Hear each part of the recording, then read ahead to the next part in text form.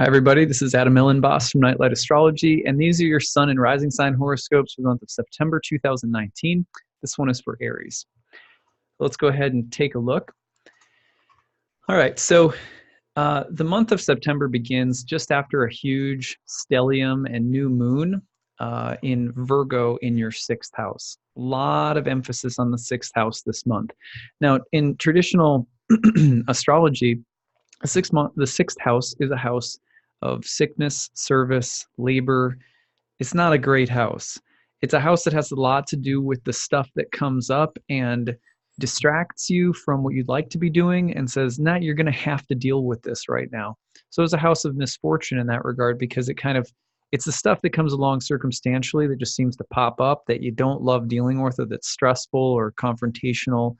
It can include injuries, accidents, etc. So not a lovely house, but it can be a very productive house. It can be very, very hardworking when you have a lot of energy stacking up in your sixth house. It can also be about service, some kind of selfless service, or even the need to maintain, repair, or fix something that's broken. A lot of emphasis in this house this month, and the new moon coming in just the very end of August emphasizes the whole September ahead filled with action here. The interesting thing is that all month long, all of these planets are also opposing Neptune in your 12th house and squaring Jupiter in your ninth house, creating something of a T-square. So what's up with that? Let's just start with this. First of all, we've got at the very beginning of the month, right around September 2nd, Mars will be in a cazimi with Virgo in your sixth house. There's a lot of empowered activity with Mars right now. And that means that the ability to be invigorated, to work hard, to kind of throw your full energy, effort, and force into something. There's an energy or an aura of empowerment around this transit. For you, it's going to be earthy, practical, hardworking. The nice thing about this empowered cazimi in your sixth house is that it should help you work through any challenging or even unfortunate circumstances that you come through. It should be a moment of empowerment and strength to help you with it. Okay, so with that in mind, this kind of empowered, earthy, productive energy in your sixth house, even if it might be a bit exhausting, is also hitting Jupiter and Neptune in your ninth and 12th all month long.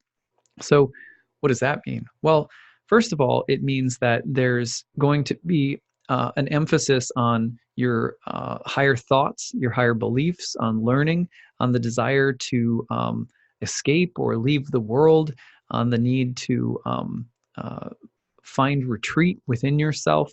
You're looking at 12th house, oftentimes desire to leave the world, especially with Neptune in the 12th house. And Jupiter in the ninth house is learning, faith, education, long journeys, travel. So it's kind of really expansive and uplifting energy in your ninth and 12th house this month, but it's hitting all of this very kind of productive, earthy, hardworking, more challenging, somewhat more austere conditions in the sixth house with all that earthy Virgo energy. So you're looking for some kind of balance this month between the practical and the ideal, implementing and working hard, as well as learning, faith, higher education, meditation, retreat, dreams, altered states. It's a pretty strong, dichotomy of themes, really, if you think about it. So that's one of the big things you're dealing with all month long. And we can see it right away from the outset of the month. Between the 3rd and the 5th, Venus will oppose Neptune across your 6th and 12th houses. So you're going to watch for that or at the beginning of the month. Think about love and relationships being the focus, maybe issues around boundaries, what's real, what's ideal, trying to find some way of translating the ideal into the real, and issues about love, sacrifice, commitment. Those things may be very important at the beginning of the month too. That's the 3rd to the 5th.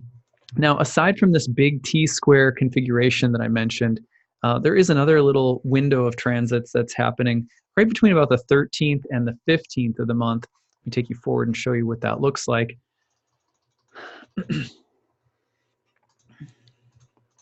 So between like the 13th, right around there, 14th and 15th, Mercury and Venus will be getting together, moving from Virgo into Libra. And this is hitting your 7th house, which means you may be able to find some really nice agreement, harmony. Watch for the strength of communication in your relationships, for artistic design or innovative ideas that are also related to beauty or love or partnerships. So it's a pretty nice, agreeable energy to benefit from between the 13th and the 15th of the month for you, especially around the relationship department.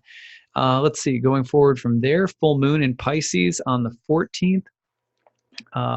Oops, there we go. On the 14th, it is going to be, you can't see it in this one because the moon's on the 14th of my program is popped into Aries by that time. But it'll be in your 12th house, further emphasizing that need to escape, get away from the world, retreat, reflect in silence, meditate, sort of 12th house themes. Be careful that it's not self-destructive, always a possibility with the 12th house.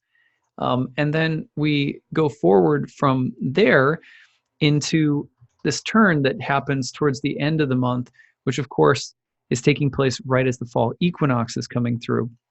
So right as the fall equinox comes through on September 23rd, the sun will enter Libra, and then we get into a Libra Capricorn dynamic to close the month. You're going to have Venus and Mercury moving through squares to Saturn and Pluto between the 25th and 26th, the new moon in Libra on the 28th.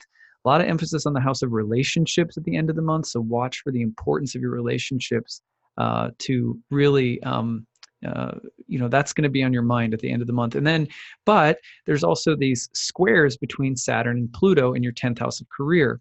So watch for the tension between relationship dynamics and career dynamics toward the end of the month, or even potentially family issues or family dynamics and spousal or relationship dynamics. You could also think about this as a time of necessary karmic balancing. Necessary, Saturn, karmic, Saturn, balancing, Libra. There's a deep level of transformation occurring right now as all these Libra planets start pushing through one of the bending of the node points, squares to the nodes, and hitting those squares to Saturn and Pluto and Capricorn. So a lot of in the south node down there too. There's need to let go of things. Material circumstances come up that are difficult, saying goodbye to something, reducing something, eliminating something, but ultimately it's a balancing that should be very positive. So that's what I've got for you this month. Let me know how your month goes. These are just short and sweet overviews for the month. If you like this, like the video. It helps new people find the channel. And I also, it helps people find the channel. And I guess the algorithm improves if you also subscribe. So thanks for checking this out, and we'll see you again next month. Take care. Bye.